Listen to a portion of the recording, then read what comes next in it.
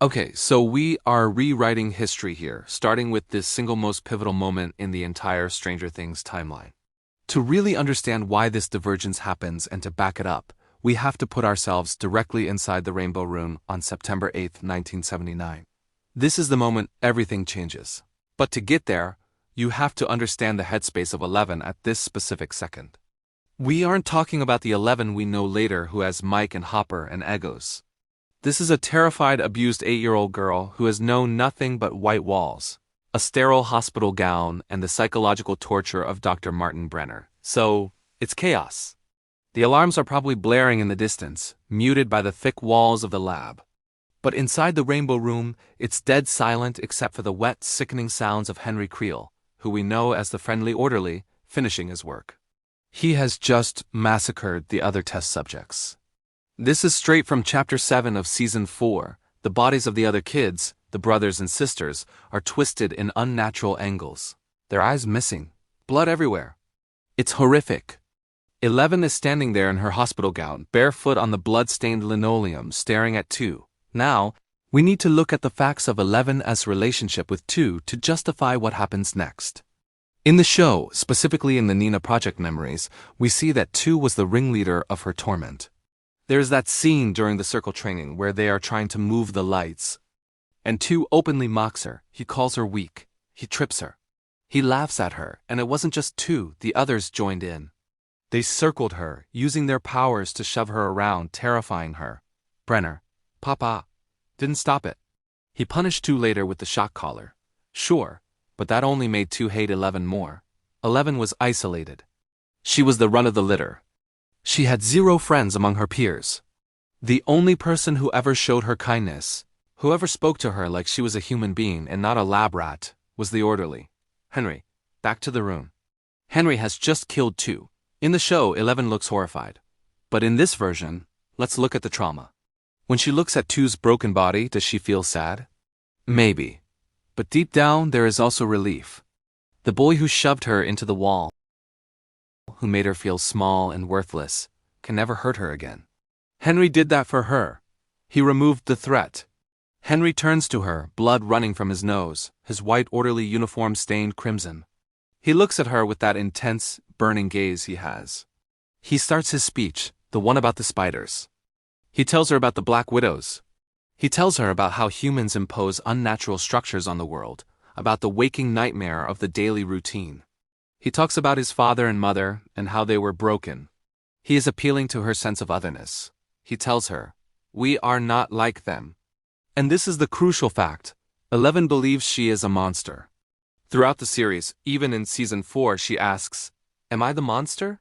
Here, in 1979, she has no reference point for good. She only knows power. Henry extends his hand. In the show, this is where she flashes back to her mother, Terry Ives, breaking into the lab. She accesses the memory of love, and that gives her the strength to reject him. But what if that memory doesn't trigger? What if, instead of thinking about a mother she barely remembers, she thinks about the anger?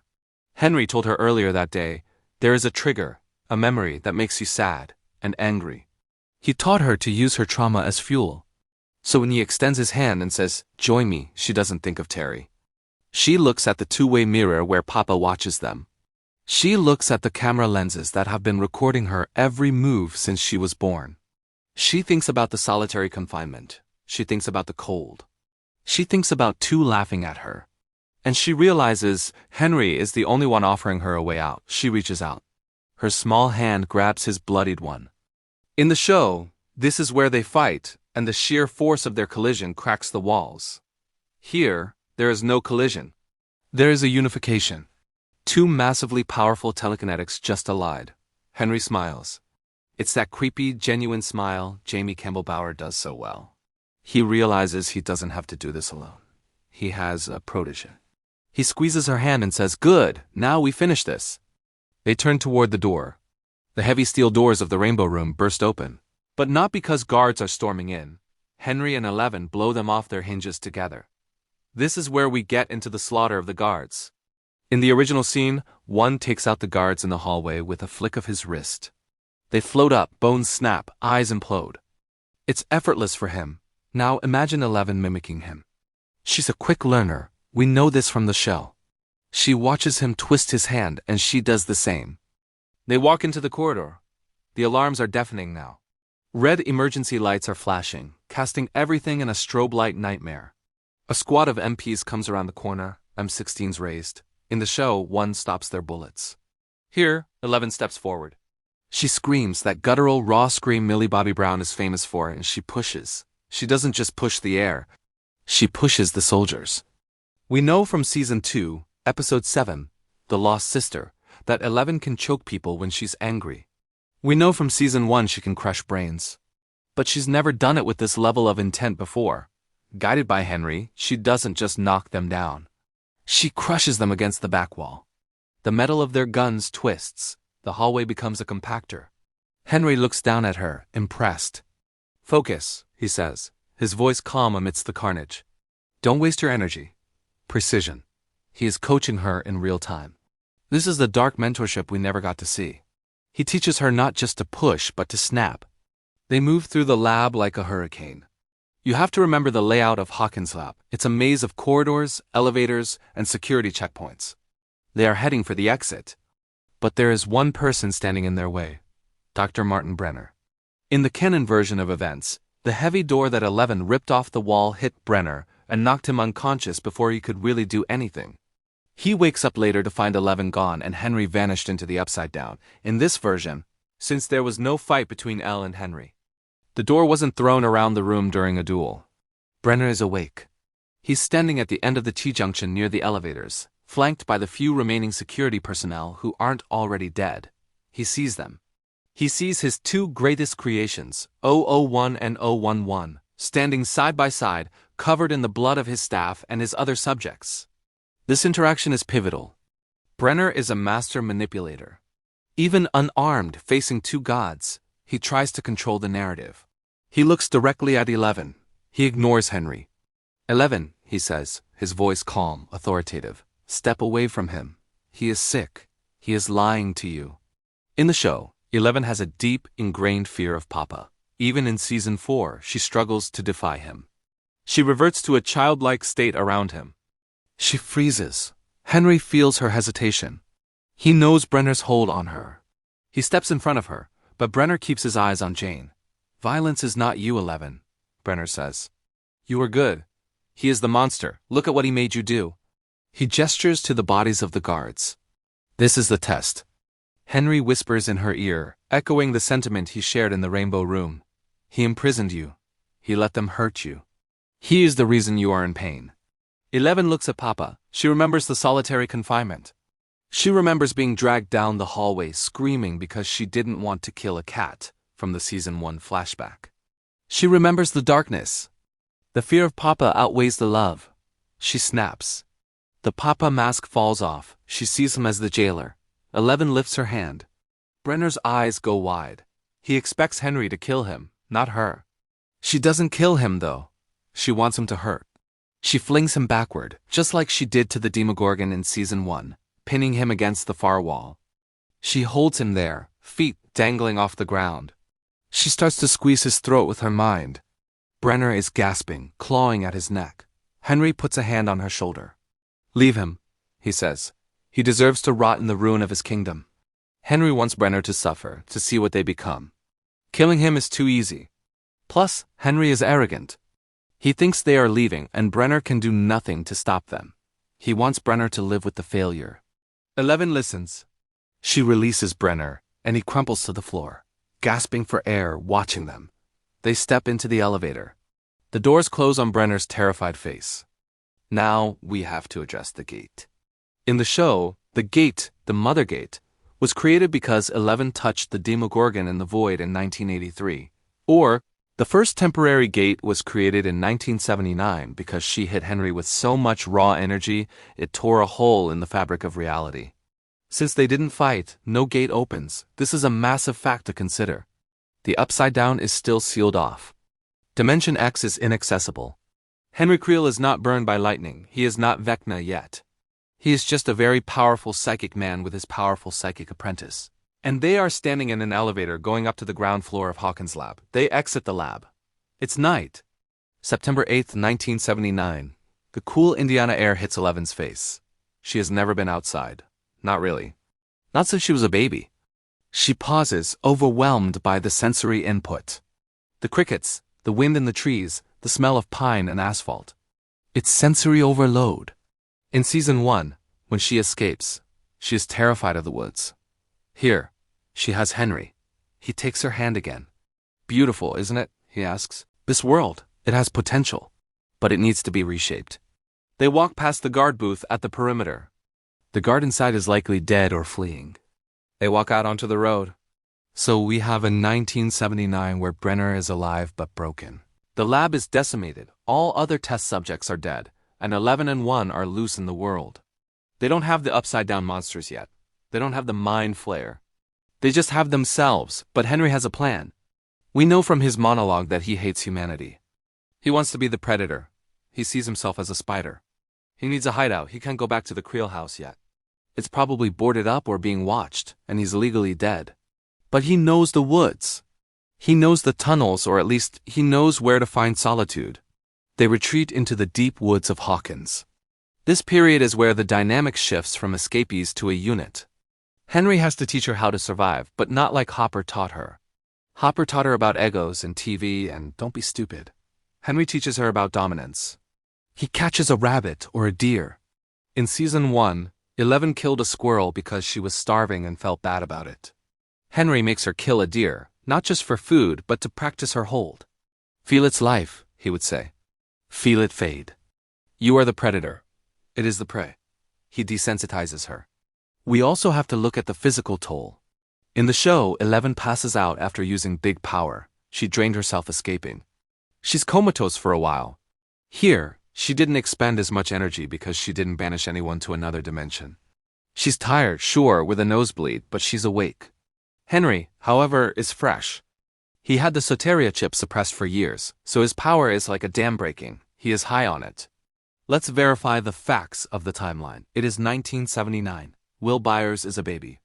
Mike Wheeler is a toddler playing with blocks. Hopper is still the chief, maybe just starting his downward spiral after Sarah's death, which happened around this time or shortly before. The town is asleep. Nobody knows that 2 nuclear-level threats just walked out of the government facility down the road. The death of Brenner is a key plot point here. In the show, the government covers up the massacre as a leak or an accident. Here, Brenner survives. He has to clean this up. He has 15 dead kids and dozens of dead staff. He knows 1 and 11 are out there. This changes his motivation entirely. In the show, he spends years looking for 11 to bring her back to fight the Soviets or open the gate. Now, he is hunting them because he knows they are an existential threat. He probably calls in Sullivan, the military guy from season 4, way earlier. The hunt begins immediately in 1979. But Henry is smart. He knows how they think. He worked there. He knows about the tracking devices. He checks 11. In the show, they don't mention a tracker on her in 1979, but they surely have methods. He finds the hospital bracelet, the clothes. He makes her strip out of the gown. They steal clothes from a clothesline in a backyard. Just like Elle did in season 1, but bolder. He gets her normal clothes. He cuts her hair, or maybe he likes the buzz cut because it reminds him of their shared trauma. They need a long-term plan. Henry remembers his obsession, the upside down. He drew pictures of the mind flayer, the shadow monster, when he was a kid. We saw those drawings in season 4. He knows there is another world. He sensed it. His goal isn't just to kill people in Hawkins. It's to open the door. He realized during his time in the lab that 11 was the key. He watched her power. He knows she is stronger than him in potential. That's why he needs her. He didn't just save her out of kindness. He saved her because she is the battering ram he needs to break reality. So the end of part 1 leaves us in a chilling place. It's late 1979. The leaves are turning brown in Hawkins. In a dark, damp cave or an abandoned cabin deep in Mirkwood, Henry Creel sits with a young Jane Ives. He is holding a black widow spider he found, letting it crawl over his fingers. He is explaining to her that the world is broken, and that together, they are going to break it further so they can rebuild it. 11 listens, her eyes wide, absorbing every word. She doesn't miss Mama. She doesn't miss the rainbow room. She feels powerful. For the first time in her life, she isn't the victim. She is the monster, and she likes it. We have established a team. We have established a motivation, trauma, and revenge. We have neutralized the immediate threat. Brenner is licking his wounds, and we have kept the gate closed, for now. This sets the stage for the time jump. They have 4 years before the show as original start date of 1983. 4 years for Henry to train her. 4 years for her to forget what it means to be human. By the time 1983 rolls around, she won't be the scared girl Mike finds in the rain. She will be a weapon. So now we step into the void of the lost years. We are looking at the gap between late 1979 and November 1983. In the show, this is when Elle was dealing with the trauma of the lab, getting her head shaved, crushing Coke cans, and eventually getting terrified by the Demogorgon. But in this timeline, the script is completely flipped. 11 isn't living in a sterile cell. She is living in the wild, and her teacher isn't a scientist in a suit, but a psychopath who thinks humanity is a parasite. This is the education of Jane Creel. We have to imagine the immediate reality of their life on the run. It's 1980. Winter is hitting Hawkins. Henry Creel is smart, right? We know from season 4 that he is methodical. He doesn't just run around killing people at random, not yet. He knows Brenner is out there. He knows the government has satellites, radios, search parties. So they go underground, metaphorically and maybe literally. Remember the tunnels from season 2? The Mind Flayer dug those later, but the geography of Hawkins has always been riddled with caves, old mines, and deep woods. They find a place where no one looks. Maybe it's the old abandoned Victorian house, the Creel house, but that feels too risky initially. More likely they are nomadic, moving through the dense forests of Mirkwood, sleeping in deer stands or abandoned hunting cabins. The dynamic here is fascinating and terrifying. Think about the Papa relationship. Brenner was cold, clinical, distant. He used positive reinforcement like a dog trainer. Good, 11. A pat on the head, a cracker. It was transactional. Henry is different. He positions himself as her equal, her brother. He sits with her by a fire they started with their minds. He looks her in the eye. He tells her, "They lied to us, Jane." He uses her real name. That is a huge psychological hook. Brenner called her 11. Henry calls her Jane. He gives her an identity, but it's an identity he constructs. He tells her that her mother, Terry, was weak because she let the system break her. But Jane is strong because she broke the system. Let's talk about the curriculum. Brenner wanted a spy. He wanted someone who could listen to Russians. Henry wants a god. He wants a partner in extinction. He starts deconstructing her morality. You have to remember, Elle is a blank slate. She has very little concept of right and wrong, only safe and unsafe. Papa pleased or Papa angry. Henry rewires this. He teaches her that empathy is a malfunction. He points to the ants, the people in the town. He probably takes her to the edge of the woods to watch them. They watch cars drive by. They watch people mowing lawns. Henry does that monologue he loves so much, the one about the imposers of order. He tells her, look at them. They wake up. They eat. They work. They sleep. They die. It is a circle of nothing. We are outside the circle. He teaches her that their power makes them superior. In the show, Elle uses her powers to help people. She saves Mike. She saves Lucas. She saves the town. Henry teaches her that helping lesser creatures is a waste of energy. This brings us to the twisted version of the cat experiment. You remember the flashback in season 1? Brenner tells Elle to kill a cat with her mind. She refuses. She cries. Brenner has her dragged away to the solitary box. It's a defining moment of her innate goodness. Now it's 1981. 11 is 10 years old. Her hair is growing out a bit, maybe wild and matted. She's wearing stolen clothes, maybe a flannel shirt that's too big for her. Henry finds a stray cat in the woods. Or maybe a wounded raccoon. He doesn't put it in a cage. He holds it in his lap. He strokes it. He calls Elle over. He explains that the animal is suffering, or that it is weak. He explains that in nature, the strong eat the weak. He tells her to reach out with her mind. Feel its heartbeat, he whispers. Feel the rhythm. It's fragile, isn't it? 11 hesitates. She remembers the soft fur. But Henry doesn't yell. He doesn't threaten her with a box. He looks disappointed. He looks sad. If you don't do it, Jane, you are letting it suffer. You are being weak. And if you are weak, Brenner will come back and put you in the cage forever. That's the trigger. The fear of the cage. The fear of losing Henry, her only connection to freedom. She hardens her heart. She stares at the animal. In the show, she screamed, "No!" Here, she stays silent. She focuses. She visualizes the heart muscle, and she squeezes. The animal stops moving. Henry smiles, that warm, brotherly smile. "Good," he says. "You saved it. You are in control." He reframes murder as mercy or dominance. It's gaslighting 101, and it works perfectly. By the time she's 11, she doesn't cry over dead things anymore. Now, the lore. We have to address the particles and the upside down. The gate didn't open. Henry wasn't banished. So he hasn't physically seen the Mind Flayer in Dimension X yet. But Henry has always been connected to it. In Season 4, we see his childhood drawings of the Mind Flayer shape. He dreams of it. He senses it. And now he has 11, who is a remote viewing antenna.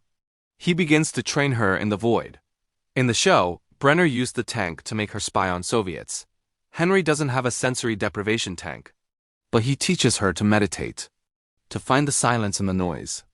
He puts a blindfold on her, a strip of cloth torn from an old shirt. He tells her to go to the dark place, not to find a Russian guy, but to find the world beneath. He describes the particles to her. He calls it the shadow.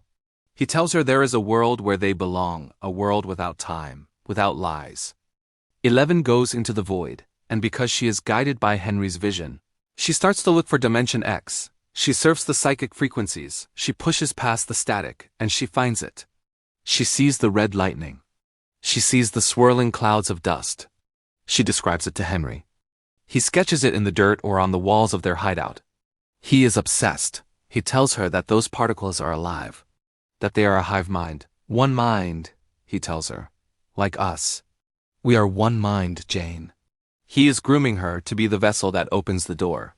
He explains that the particles can absorb, copy, and perfect. He constructs a religion of the upside down for her before she ever sets foot in it. By 1982, they are getting bolder. Brenner is still hunting them, but he's chasing ghosts. Henry is too good at illusions. If a hunter comes too close to their camp, Henry makes them see a bear or a fire or something that sends them running, or if they are unlucky, 11 snaps their neck. They leave no witnesses. The legend of the Mirkwood Witch or something starts to spread in town, but people dismiss it as kids telling stories. We also need to talk about her education in terms of people. In the show, Elle learns about friendship from Mike, Dustin, and Lucas. She learns, friends don't lie. She learns about promises. In this timeline, Henry teaches her the opposite. He teaches her that everyone lies. He tells her about his father, Victor Creel. He smiled at the neighbors, Henry would say. He went to church, but inside he was rotten. They're all rotten, Jane. He creates an us against them mentality that is unbreakable. He mocks the concept of friendship. He tells her that attachment is a weakness. They will betray you, he says. Only I understand you because I am you. They might start infiltrating the town in subtle ways. Henry needs supplies. He sends Jane. He teaches her to steal. In Season 1, she walked into Benny's Burgers and just stole food because she didn't know better. Here, Henry teaches her to be invisible. She learns to distract, maybe flickering the lights, a classic Stranger Things trope, to make a shopkeeper look away. Then levitating a box of Eggos into her bag. Yes, she still eats Eggos. It's the one piece of her old innocence that remains. But now she steals them with the precision of a covert operative. She watches the kids at the arcade. She sees Mike, Will, Lucas, and Dustin playing Dragon's Lair. In the show, she would be curious. Here, she watches them with Henry's eyes. She sees them shouting, arguing over a game. Look at them, she thinks. Mouth brothers. She adopts Henry's vocabulary. She sees their joy as stupidity. But does she miss it? Deep down, is there a flicker? We have to keep it realistic. She is human. There has to be a tiny part of her that watches Mike Wheeler and feels a strange pull. Not love, not yet. But curiosity. Why are they laughing? Henry catches her watching. He senses her wavering. He doesn't punish her physically. He punishes her psychologically. Do you want to be one of them, Jane? Do you want to play their games? They would lock you up. They would call you a freak. They would give you back to Papa. He uses fear to weld the armor back on. By the time 1983 rolls around, Henry is the master. Jane is the apprentice. But she is becoming stronger than him, and he knows it. In the lab, she overpowered him. He remembers that. He is careful. He keeps her dependent on him for emotional validation. He constantly reminds her that she owes him her life. I saved you from the chair, he says. I saved you from the darkness. The physical transformation is important too. In the show, Elle looked frail in season 1. Here she's been living rough for 4 years. She's leaner, stronger. She moves with a predator's grace. She doesn't have the nosebleeds as often because she has been training like an athlete. Henry pushes her limits daily. Lift the rock. Now lift the tree. Now lift the truck. He is preparing her for the main event. And what is the main event? Opening the gate. Why haven't they done it yet? Because Henry wants to do it right. In the show, the gate opening was an accident. She touched the Demogorgon.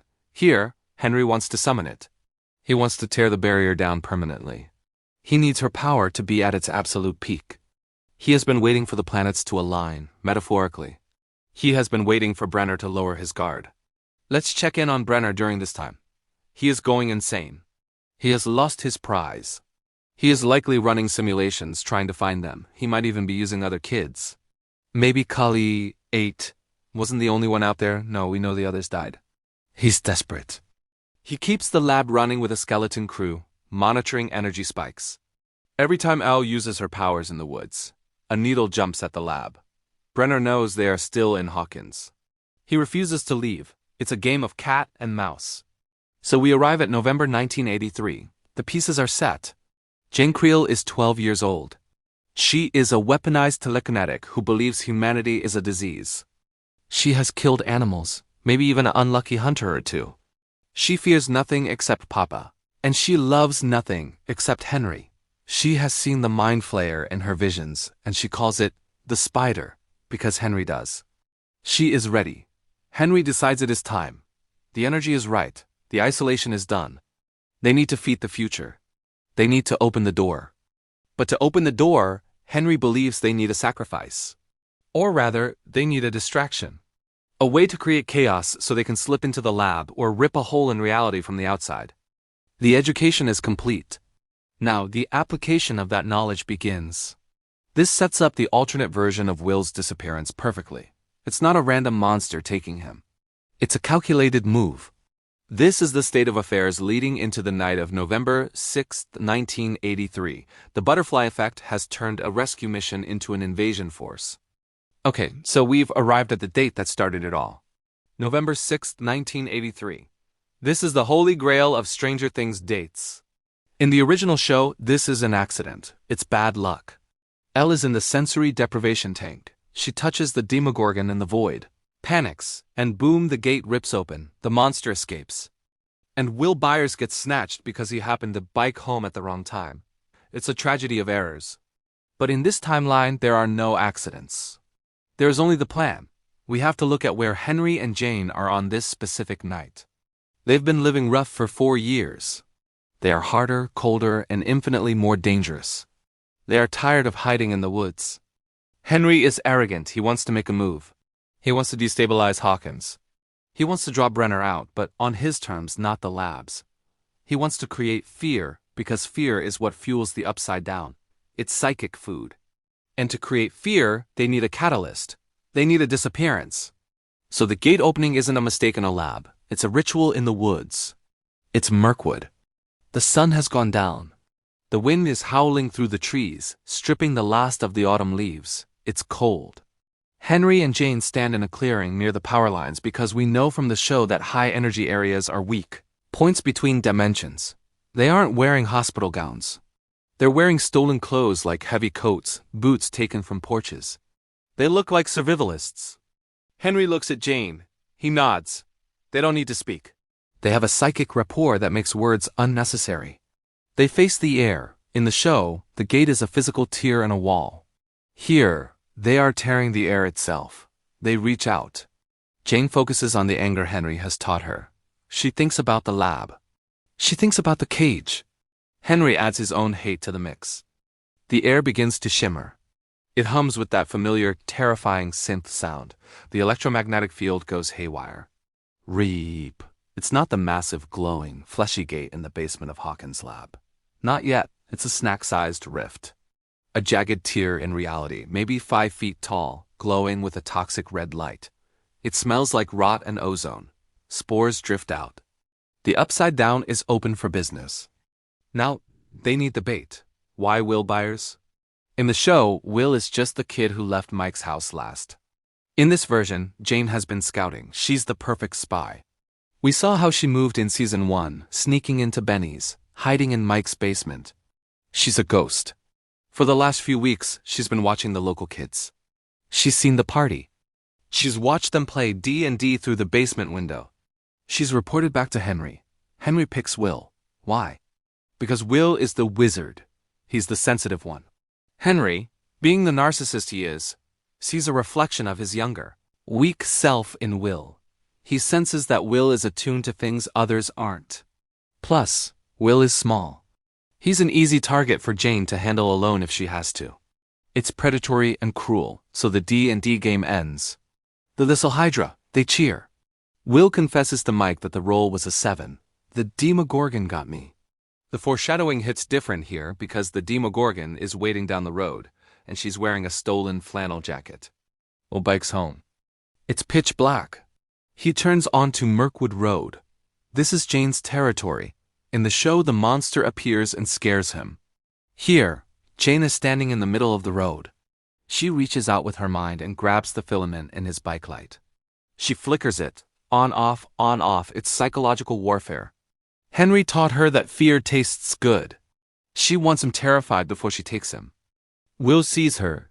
He doesn't see a faceless monster. He sees a girl. A girl with short, buzzed hair, standing utterly still in the fog. That is almost scarier. Why is a kid standing in the middle of the woods at night? He swerves. He crashes his bike into the embankment. He scrambles up, heart hammering against his ribs. He looks back. The girl is gone. This is the weaponized stealth we talked about. Jane moves faster than a normal human. She uses the trees. She is flanking him. Will runs. He bursts into the Byers' house. Mom? Jonathan? Nobody home. The dog, Chester, is going crazy. In the show, the dog barks at the unseen monster. Here, the dog is barking at the back door. He smells them. Jane and Henry are outside. They are circling the house like wolves. Will runs to the shed. This scene is iconic, and we have to twist it. He grabs the rifle. He fumbles with the ammo. He loads it. He aims at the door. He is shaking. "Stay back!" he screams. In the original, the light bulb flares bright white and burns out. That's the monster's energy. Then the lock slides open. Click. The chain unravels. Rattle. In the show, we assume the Demogorgon has telekinesis, though it never really uses it like that again. In this version, it makes perfect sense. It's Jane. She is standing right outside the thin wood of the door. She can visualize the lock. She slides it back with a thought. She pushes the door open. Will raises the gun. He is a terrified 12-year-old pointing a rifle at the darkness. Jane steps into the light of the single bulb hanging from the ceiling. She looks terrifying. Not because she's ugly, but because she's so calm. She looks at the gun. She hates guns. The bad man in the lab had guns. Her eyes narrow. She tilts her head just a fraction. Whoosh! The gun flies out of Will's hands. It slams into the wall with enough force to crack the stock. Will gasps, backing up against the lawnmower, paralyzed. He's staring at a girl who just disarmed him with her brain. Then, Henry steps in. He has to be there. He is the closer. He fills the doorway, tall, gaunt, his eyes burning with that intensity we saw in the prequel scenes. He looks at Will. He doesn't roar. He smiles. It's a soft, terrible smile. "Hello, Will," he says. He knows his name. He's been listening to Jane's reports. "We've been watching you." Will tries to scream, but Jane clamps a hand over his mouth. He is silenced instantly. Henry nods at Jane. "Bring him." They don't eat him. They don't tear him apart. They take him. Jane grabs his arm. She is surprisingly strong. They drag him out of the shed into the cold night air. They don't walk him miles into the woods. They take him right back to the rift they opened near the power lines. They shove him through. The next day, November 8th, the dynamic shifts from despair to danger. The town is buzzing. The broken gun rumor has spread. People are locking their doors. Hopper is tearing the town apart, looking for the man and the girl. The boys meet up at school. They don't talk at lunch. But then something happens. They get called into the assembly for Will. It's the same assembly from the show, but the vibe is darker. Troy, the bully, is cracking jokes. "Zombie boy," he whispers. In the show, Mike pushes him, and Elle freezes Troy in place and makes him wet himself. It's a moment of karmic justice. Here, Mike pushes Troy. Troy pushes back harder. Troy hits Mike. Mike falls, hitting his face on the bleachers. A teacher breaks it up. Mike ends up in the nurse's office with a bloody lip. He sits there, holding an ice pack, feeling completely powerless. There is no magic savior. There's just the cruelty of the world. This radicalizes Mike in a different way. He becomes obsessed. He decides he has to find the crazy person who took Will, not to save them, but to stop them. He rallies the troops one last time. He convinces Lucas and Dustin to try Operation Mirkwood again. "We need to find where the bike crashed," Mike says. Maybe they dropped something, evidence. Lucas is reluctant, but he feels bad about Mike's lip. "Fine, 1 hour. Then I'm out." They go back to the woods. It's dusk. The light is failing. This time they bring weapons. Lucas has his wrist rocket, the slingshot. Mike has a pocket knife. Dustin has a backpack full of rocks.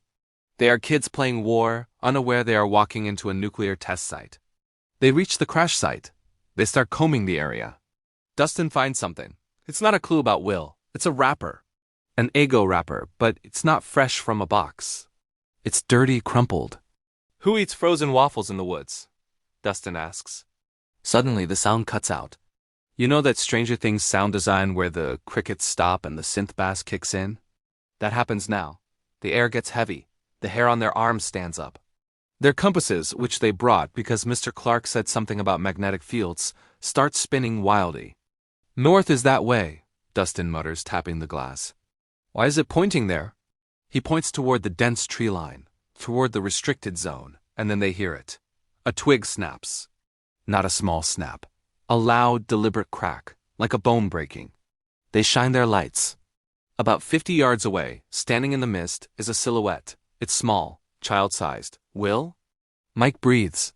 He steps forward, hope surging back into his chest. "Will? Is that you?"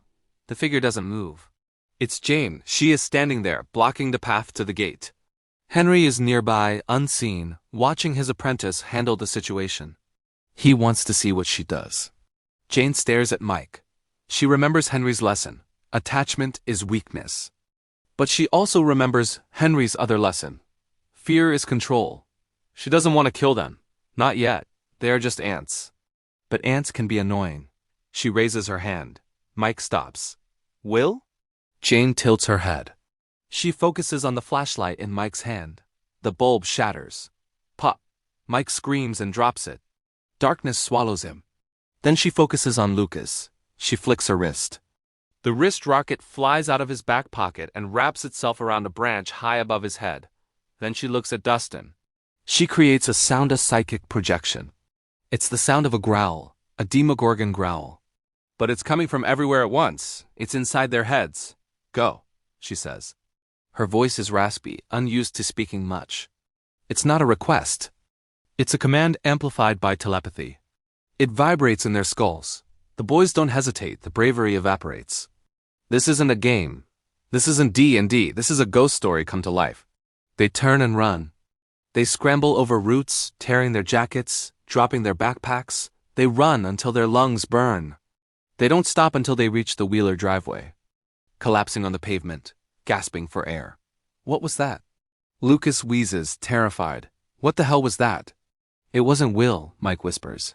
He's shaking uncontrollably. That wasn't Will. This is the pivotal shift. In the show, they found Elle, and she became their secret weapon. Here, they found the Mirkwood Witch, and she became their nightmare. They now know 3 things. Will was taken by someone with powers. That someone is still out there. They are hopelessly outmatched. This sets them on a collision course with the truth, but from a place of fear rather than curiosity. They aren't trying to hide a girl in the basement. They are trying to survive her. They realize that whoever took Will is protecting something in the woods. Meanwhile, back in the trees, Henry steps out from behind an oak. He looks at Jane. He looks at the retreating figures of the boys. You let them go, he says. It's not a question. It's an accusation. Jane looks at her hands. She remembers the fear in Mike's eyes. It felt powerful. They are afraid, she says. They will tell the others. Henry considers this. Yes, they will spread the panic. Good. He puts a hand on her shoulder. But next time, Jane, if they come back, you do not miss. We have to talk about Jim Hopper. In the original timeline, 11 was his salvation. She was the thing that filled the hole Sarah left behind. She gave him a reason to clean up his cabin, to lay off the Schlitz, to actually care about something other than misery. But in this timeline, Hopper never finds a scared little girl in the woods. He never leaves Egos in a box. He never does the funny "don't be stupid" dance. Without 11, Jim Hopper doesn't start healing. He starts dying. It is November 1983. The search for Will Byers has turned up nothing but a bike and a frantic mother. Hopper is sitting in his trailer, and the place is a disaster zone. We know from season 1 that he takes Tuinal to sleep and washes it down with beer. In this version, the dosage is higher. He wakes up on the floor, not the couch. He looks at the blue uniform hanging on the chair and he hates it. He hates this town. He hates that another kid is missing, reminding him of the helplessness he felt in the hospital room with Sarah. He goes to the Byers' house. He sees Joyce.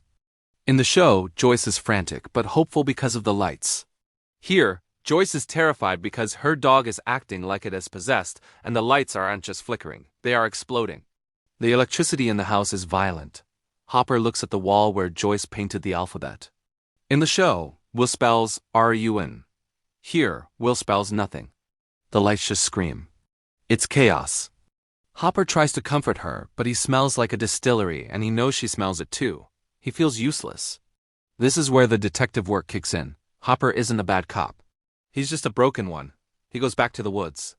He finds the broken gun in the shed. He obsesses over it. He knows a 12-year-old boy didn't snap a Remington rifle in half. He drives out to the lab.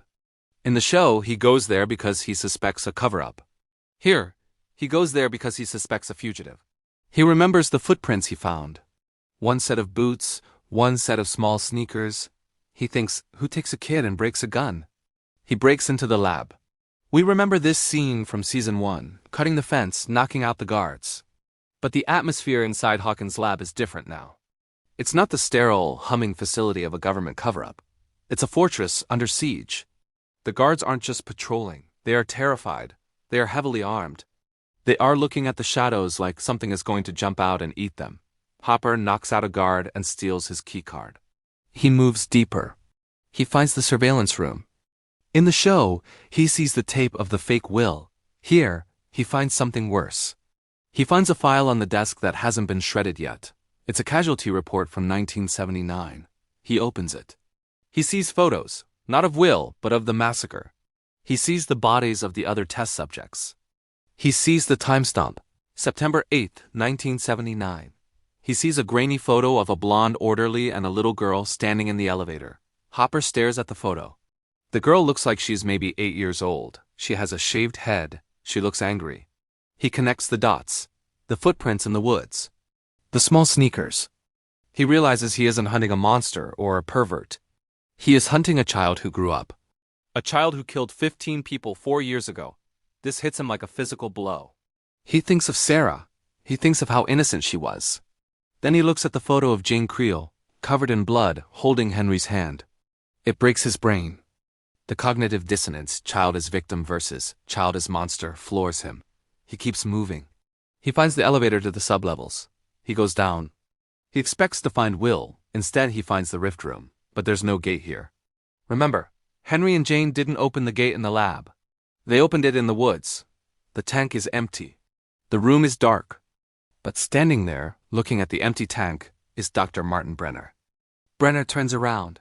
He has a nasty scar running down his face from where 11 slammed him into the wall in 1979. He looks older, harder. He doesn't call security immediately. He looks at Hopper with a strange mix of pity and arrogance. "You shouldn't be here, Chief," Brenner says. "Where is the boy?" Hopper demands. He has his gun drawn. "I saw the file. I know about the girl. I know about the orderly." "Did they take him?" Brenner sighs. He walks over to a console. If only it were that simple. "They didn't just take him, Chief. They are using him. This conversation changes everything. In the show, Brenner gaslights Hopper. Here, Brenner recruits him. Or tries to. He tells Hopper the truth or a version of it.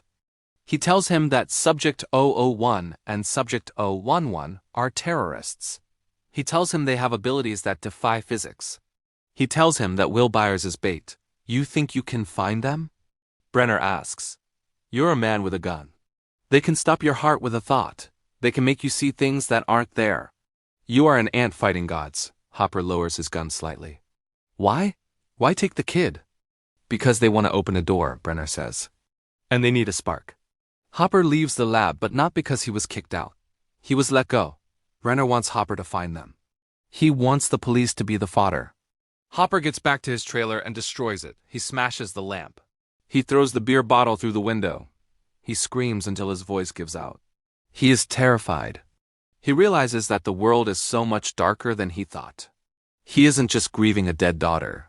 He is living in a world where children can become devils. He goes back to Joyce. He can't tell her the truth. How do you tell a mother that a super-powered serial killer and his protege have her son? So he lies. He tells her he's working on a lead. But Joyce sees the look in his eyes. It's the same look he had when Sarah died. The look of a man who knows there is no happy ending. Hopper starts drinking again, harder this time. He sits on his porch with a shotgun, watching the tree line. He waits for them. He wants to kill the monster. But the monster is a little girl, and he doesn't know if he can pull the trigger. This hesitation is what breaks him. He is paralyzed by his own trauma. He becomes a ghost in his own town, haunting the woods, tracking the footprints. Always one step behind the Bonnie and Clyde of the apocalypse. He finds their camp days after they leave. Rabbit bones, burnt wood, a lingering smell of ozone. He knows they are watching him.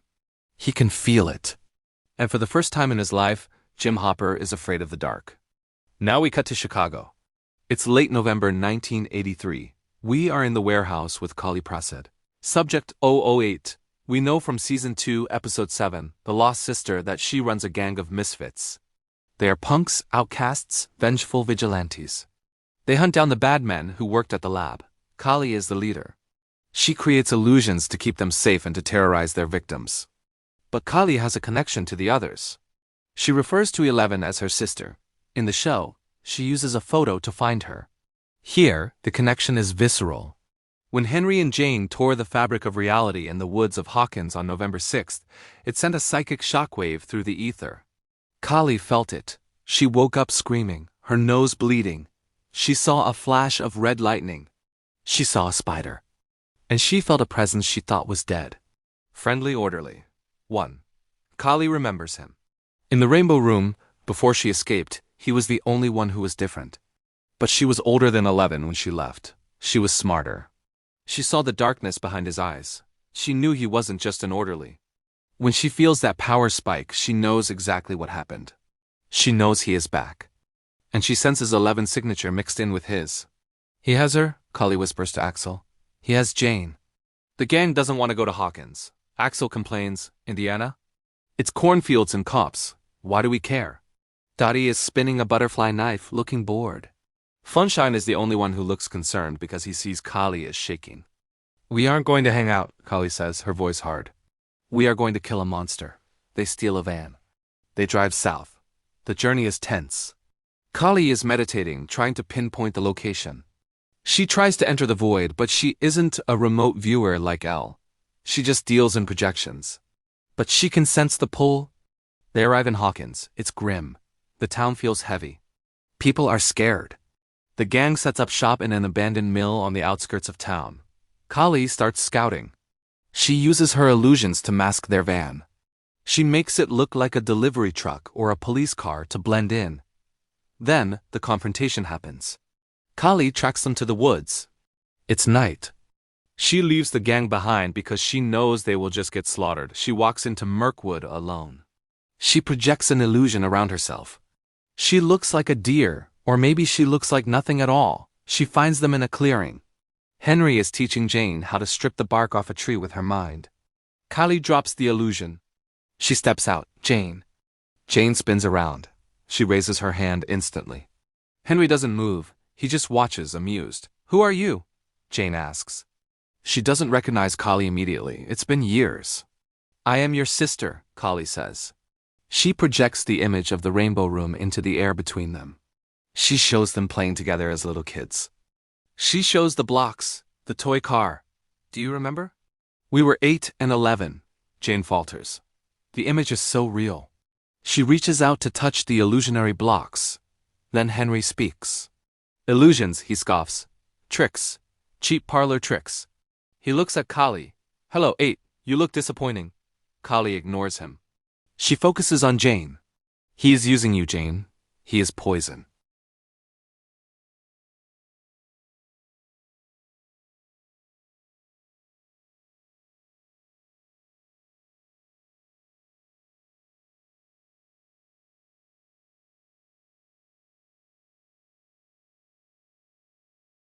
Kali is stunned. She realizes she isn't talking to a victim. She's talking to a convert. Jane, listen to me. Your mother Terry. Kali switches tactics. She makes an illusion of Terry Ives appear, a crying mother reaching out for her baby. She wants you home. Jane stares at the mother she barely knows. Henry steps forward. He puts a hand on Jane's shoulder. She is lying, Henry says calmly. She is trying to control you with guilt, just like Papa. Jane looks at Henry. Then she looks at Kali. She makes her choice. She thrusts her hand forward. A wave of telekinetic force slams into Kali. Kali wasn't expecting it. She gets thrown backward into a tree. Her concentration breaks. The illusion of Terry Ives flickers and vanishes. Kali gasps, ribs broken. She looks up at her little sister and sees eyes devoid of mercy. Go away, Jane says, or I will break you. Henry laughs. Let her go, Jane. Let her run. It's more fun. Kali scrambles up. She throws up a defensive illusion. A wall of fire, a swarm of spiders, anything to distract them. She runs. She escapes back to the van, terrified. She tells the gang, we can't fight them. Not like this. This creates the Civil War. Kali doesn't leave Hawkins. She realizes she is the only counterbalance. If 11 is the sword, Kali is the smoke. She decides to stay and help the ants, the party, even if they don't know it yet. She starts using her illusions to protect Mike and the others from the shadows, misdirecting the demodogs, hiding the kids. She becomes the guardian angel of Hawkins, operating from the shadows, waging a guerrilla war against her own sister. We jump forward to October 1984, Halloween. In the show, this is when the shadow monster invades Will and the tunnels start spreading. In this timeline, the invasion is a blitzkrieg. Henry and Jane have been busy. The gate in the woods has been widening. It's now a stable portal.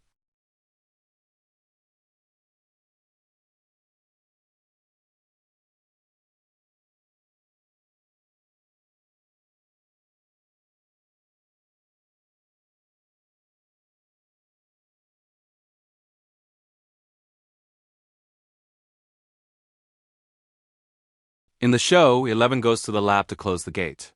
She channels her anger, levitates, and seals the rift while Hopper shoots demodogs. Here, the scene takes place at the hub, the nexus of the tunnels, which is located right beneath the middle school where the original gate opened in the tank in the show, but here the hub is centralized under the town square. Henry decides it's time to merge the worlds. It is Halloween night. The town is under curfew, but Henry and Jane walk right down Main Street. They don't care about stealth anymore. Demodogs flank them like guard dogs. The military opens fire. 11 stops the bullets. She throws tanks aside. She crushes jeeps. It's a display of dominance. They reach the center of town, right in front of the library and the school. The ground rumbles. The pavement cracks. Do it, Henry says. Jane closes her eyes. She levitates, but she isn't pushing the rift closed. She is grabbing the edges of the dimensional membrane and pulling. She screams. It's a scream of pure power. The sky above Hawkins tears open. It's not just a gate in the ground anymore. It's a storm in the sky. Red lightning strikes the clock tower. The Mind Flayer, the massive shadow spider, descends from the clouds. It doesn't just possess Will. It possesses the town. The hive mind activates fully. The vines shoot out of the ground, wrapping around cars, houses, people. In the show, the vines were dormant until disturbed. Here, they are aggressive. They hunt. They drag people into the tunnels to be incubated. Will Byers, who has been missing for a year, is finally revealed. He isn't dead. He is the spy, but he is fully turned. He walks out of the woods, pale, veins black, eyes entirely black. He points at the school. Here, he says. He is here. He is guiding the mind flayer to the remaining resistance. The party, Mike, Lucas, Dustin, Max, who just arrived in town and walked into a nightmare, are hiding in the junkyard inside the bus. They watch the sky turn red. They see the shadow monster looming over the town like a god. We're dead, Lucas whispers. We're so dead. Mike watches the figure floating in the center of the storm. He uses his binoculars. He sees the girl. He recognizes the buzzed hair, the intensity. It's the girl from the woods. It's her, Mike says, horrified. She's doing this. This is the tactical takeover. The military is overrun. Sullivan orders a retreat. Brenner retreats to the bunker deep under the lab, sealing himself in. Hawkins is declared a lost zone. The government creates a quarantine perimeter 5 miles out, claiming it's a chemical spill or a nuclear leak. But inside it's a kingdom. Henry Creel walks into the Hawkins High School gym. The snowball decorations are up early, or maybe it's just debris. He stands in the center of the court. Jane lands next to him, nose bleeding, looking exhausted but triumphant. "Welcome home, Jane," Henry says. She looks around at the ruins of the town. Vines are breaking through the bleachers. Spores are falling like snow. She feels the mind flare in her head, a comforting, massive presence. She feels Will's consciousness in the web. She feels Henry. She feels complete. "Home," she repeats. But then she looks down. Lying on the floor of the gym is a flyer. It's a missing poster for Will Byers. And next to it, a photo of Mike Wheeler from the school paper. She stares at Mike's face. The connection Henry tried to sever, it twitches. Just for a second. She remembers the boy in the basement. She remembers the boy who called out to his friend in the rain. Henry notices her hesitation. He crushes the flyer with his mind. "Don't look back," he commands. "The future is forward." Jane nods, but she keeps a piece of the paper in her hand, hidden. The invasion of 1984 is complete. Hawkins is part of the Upside Down now. The heroes are scattered, the military is defeated, and the villains have won. But the seed of doubt is planted, right there in the palm of her hand. This sets the stage for the final act, the resistance, the redemption, the end. We are deep in the occupation now. It is late 1984 or early 1985. Hawkins is a fortress of the Upside Down. The sky is a permanent bruise of swirling purple and red storm clouds. The library is the hive. The school is a breeding ground for demodogs. Henry Creel sits in the attic of the Creel house, which has become the nexus of the infection. He is the Spider King. And Jane Creel, our fallen 11, is his knight. But even conquerors have problems. The resistance is still out there. Hopper, Joyce, Mike, Nancy, Lucas, Dustin. They've gone underground, literally. They are using the old tunnels. Or maybe Murray's bunker, moving constantly to avoid the hive mind. Henry is annoyed. He hates these ants. They are persistent. He wants them found. He wants them crushed. "Find them, Jane," Henry whispers. He doesn't speak with his mouth anymore. He speaks directly into her brain. Enter the dark. Hunt them down. Jane sits on the floor of the attic. She doesn't need a sensory deprivation tank anymore. She doesn't need salt water. She has lived in the psychic dark for so long that she just closes her eyes and she's there. She enters the void. In the show, the void is a black, watery, empty space where she walks on water. Here, it's more crowded. It's thick with the smoke of the Upside Down. She pushes through the psychic static. She is hunting for a specific frequency, Mike Wheeler. She finds him. She manifests in his mind. This is mind walking, the ability 1 displayed in Season 4, and Elle learned in the piggyback. She isn't just seeing him physically. She is seeing his subconscious. Mike is sleeping on a cot in a damp bunker. He looks terrible, thin, dirty, traumatized, but his mind is active. He is dreaming. Jane steps into his dream. It's the basement. The Wheeler basement, but it's clean. It's warm. The D&D board is set up. Mike is sitting there, laughing. He's laughing with Lucas and Dustin. And there's an empty chair. In the dream, Mike looks at the empty chair and he doesn't look scared. He looks hopeful. He is imagining a girl sitting there. Not the monster Jane is now, but the girl he saw for a split second in the woods years ago, the girl he wanted to save. Jane watches this. She feels the emotion radiating off Mike. It's not fear. Henry taught her that humans only run on fear and greed. But this isn't that. This is longing, it's loyalty, it's love. It hits Jane like a physical slap. She has spent 5 years being told that humans are weak parasites. Yet here is this boy, living in the apocalypse she helped create, dreaming of friendship. She reaches out to touch the empty chair in the dream. The warmth of the memory burns her fingers. She pulls back, confused. Why does this feel better than the cold power Henry gives her? She shifts frequencies. She finds Joyce Byers. Joyce is awake, keeping watch. Jane enters her surface thoughts. She expects to find despair. Joyce has lost her home, her town, and her son as a puppet for the mind flayer, but Jane doesn't find despair. She finds a furnace of rage and protective instinct. She sees memories of Will. She sees Joyce holding Will when he was a baby. She sees Joyce fighting off demodogs with an axe. Jane is paralyzed by this. It triggers something buried deep in her own fractured psyche. The mama memory. In the show, Elle accesses the memory of Terry Ives saying, "Jane, I love you," to defeat one. Here, that memory has been suppressed by Henry for years. But seeing Joyce's fierce love for Will cracks the dam. A flash of Terry Ives breaks through. A flash of a woman reaching for her in the lab. "No!" Jane whispers in the void. "Go away." She tries to crush the memory. She tries to summon the anger. But the anger feels hollow now. She looks at Joyce, this small, tired woman who refuses to break. Henry calls them weak. But Jane realizes with a dawning horror that they are stronger than she is. She has power, yes. She can lift a tank. But she breaks easily. She needs Henry to tell her who she is. Joyce knows exactly who she is. Jane pulls out of the void. She gasps, opening her eyes in the Creel attic. Her nose is bleeding, dripping onto her black clothes. Henry is watching her. He is suspended in his vines, meditating. He opens one eye. His eye is milky, scarred, terrifying. "Did you find them?" he asks. His voice slithers. Jane looks at him. For the first time in 5 years she lies. "No," she says. "The static, it is too thick. I could not see them." Henry stares at her. He is a master telepath. He knows the rhythm of her heartbeat. He knows the micro-tremors of her fear. He stands up, the vines detaching from his back with a wet, tearing sound. He walks over to her. He towers over her. "You are lying, Jane," he says softly. He doesn't hit her. He touches her forehead. He forces his way into her mind. He sees what she saw. He sees the basement. He sees the warmth. He sees the doubt. He pulls back, looking at her with pure disgust. "I gave you the world," he says. "I gave you freedom from their lies, and you trade it for sentiment? For a dream of playing games with insects?" Jane flinches.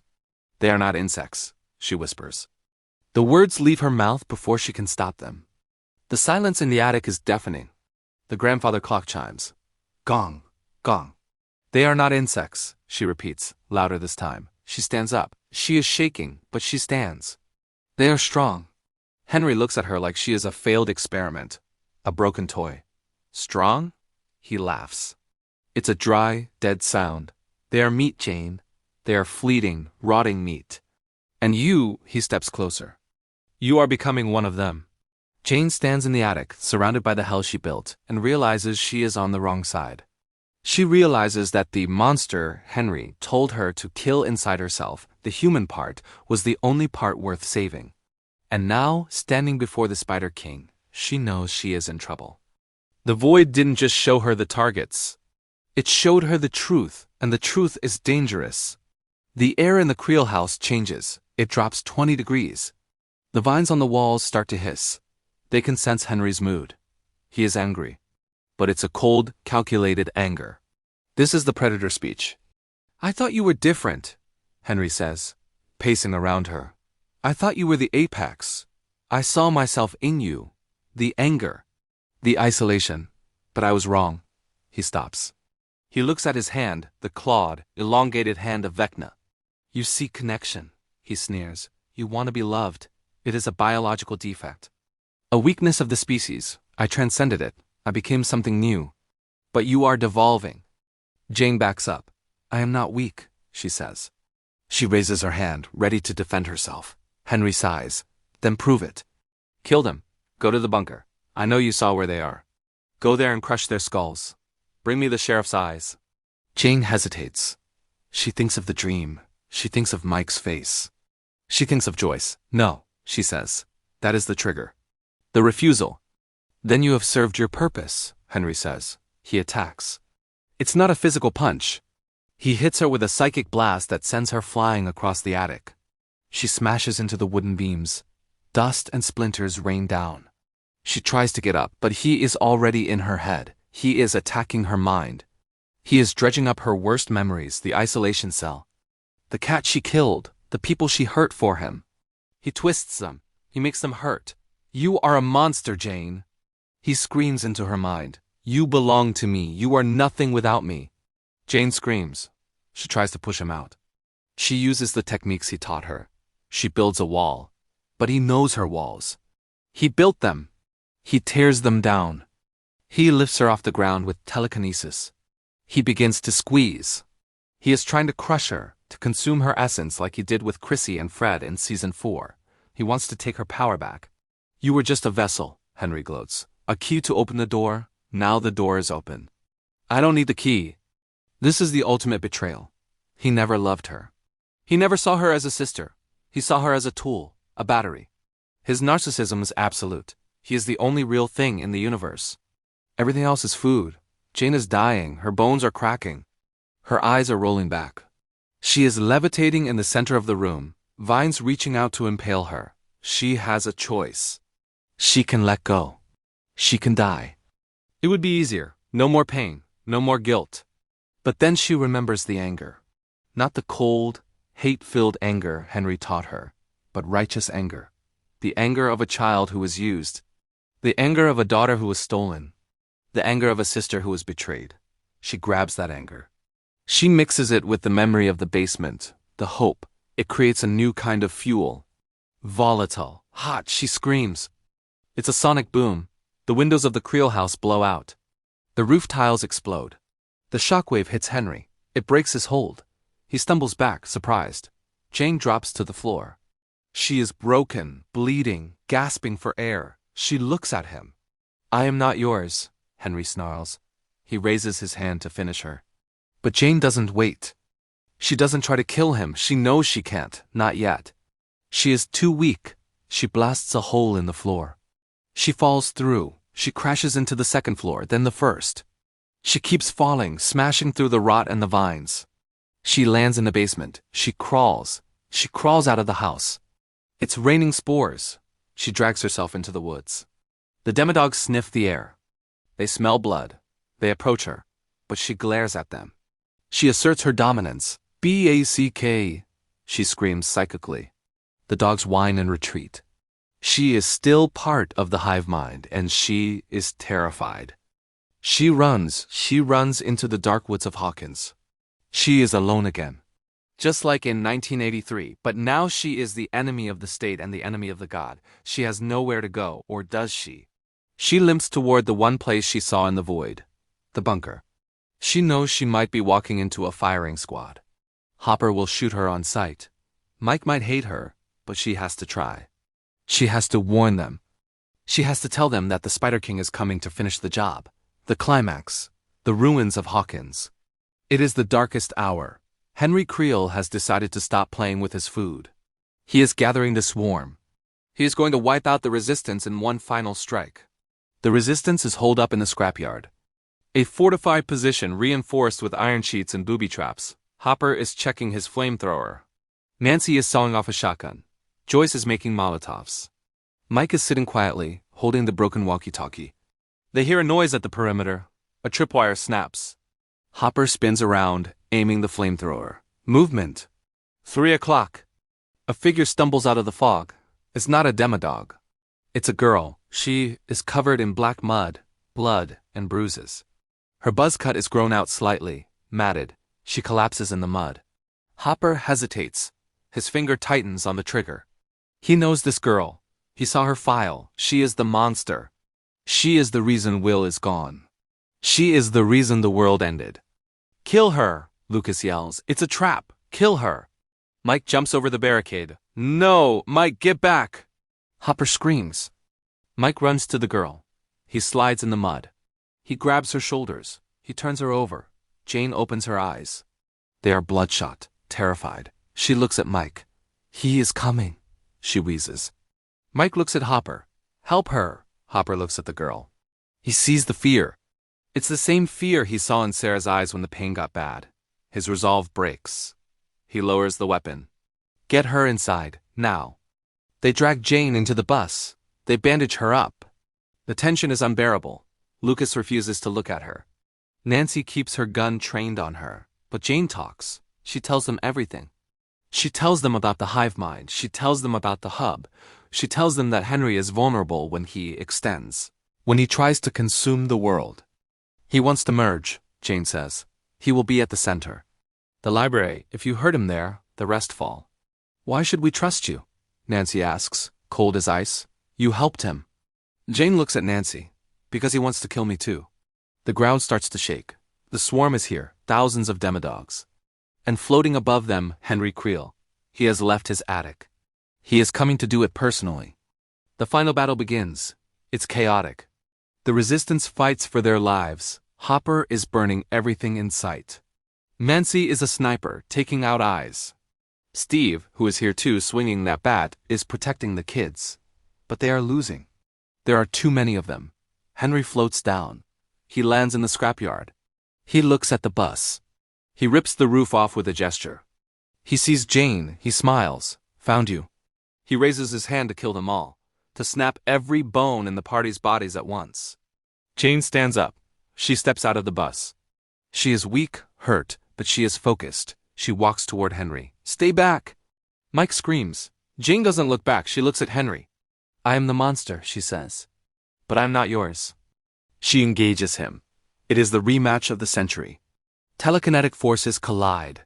The sound is deafening. Cars are thrown like pebbles. The ground splits open.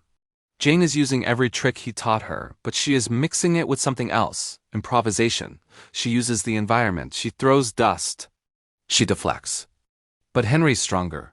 He starts to overwhelm her. He pins her down. He begins to crush her skull. You are weak, Jane. Henry roars. You are alone. Then a Molotov cocktail hits Henry in the face. Smash. He bursts into flames. He screams, distracted. He looks up. Joyce Byers is standing on top of a pile of cars, another Molotov in hand. She's not alone, you son of a bitch. Hopper opens up with the flamethrower. Nancy starts shooting him with the shotgun. Mike is throwing rocks. Just rocks, but he's doing it. The resistance rallies. They pour everything they have into Henry. It doesn't kill him, but it hurts him. It breaks his concentration. Jane feels the pressure lift. She sees her friends fighting for her. The girl who murdered for Vecna. They are fighting for her. This is the redemption. The realization that she is worth saving. She screams. She pulls all the energy from the environment. She drains the lights. She drains the heat. She pulls the very life force from the vines around her. Her eyes glow blinding white. She levitates. She grabs Henry, not with hands but with pure will. She lifts him off the ground. He struggles. He tries to enter her mind, but her mind is full. It's full of the basement, the dream, the empty chair that isn't empty anymore. Go to hell, Jane whispers. She unleashes everything. She pushes him. She doesn't just push him back, she pushes him out. She tears a rift in reality right behind him. A rift to the raw, chaotic dimension X. Not the upside down, but the hell he came from. Henry screams as he is dragged in. He claws at the air. I will return. I am the future. You are the past, Jane says. She slams the rift shut. The impact knocks everyone flat. The shockwave vaporizes the demodogs. The vines turn to ash. The red storm clouds evaporate. Silence falls over the scrapyard. Jane falls. Mike catches her. They collapse in the mud. She is barely breathing. Her skin is pale, translucent. Her veins are black from the strain. Hopper runs over. Kid? Kid? Jane looks up at them. She looks at Mike. Friends, she whispers. Friends don't lie. She closes her eyes. Does she die? No, that's too easy. She slips into a coma. Her mind is shattered. She has burned out her powers completely. She is just a girl now. A broken girl who needs to learn how to be human from scratch. The epilogue of the battle. The military arrives to clean up.